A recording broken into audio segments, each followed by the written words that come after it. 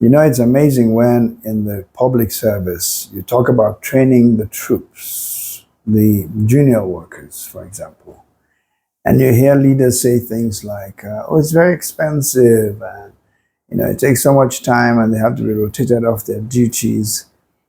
And the question now becomes, what do they bring to the job without adequate capacity building? The world is changing. Technology is changing. Your business processes are being re-engineered. Innovation is being brought into every customer touch point.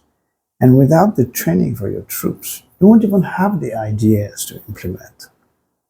So I don't think that leadership should see it as a cost, but as an investment for the future that you want to have.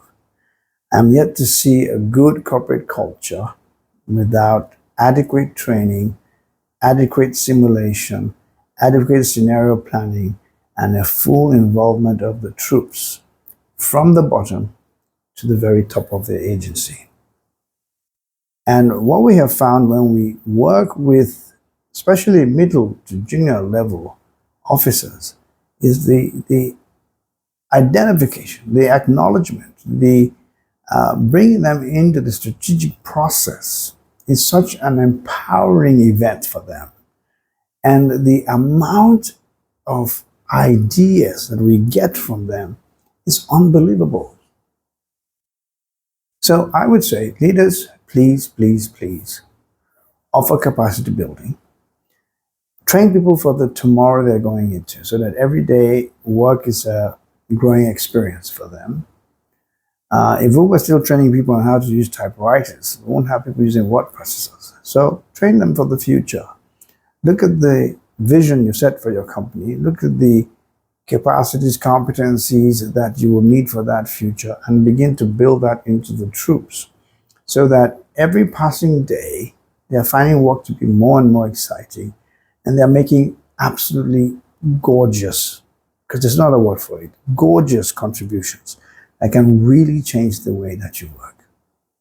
If you've got your people well schooled, well trained, well practiced, well rehearsed, you will beat any competition out there.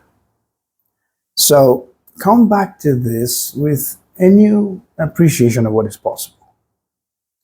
Get your people together, train them, give them an opportunity to innovate.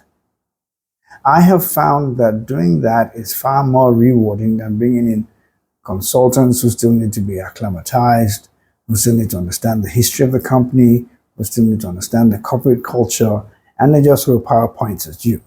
But your team, many of them have been there 10, 15, 12, 30 years, not 30 years, but a long time, enough to know the history of the organization, more than even the chief executive, who's probably a political appointee or a technical appointee who's been rotated through one part of the civil service to the other. Don't miss out on this opportunity. Take it seriously. And if you need our help, we're always here to help. Thank you.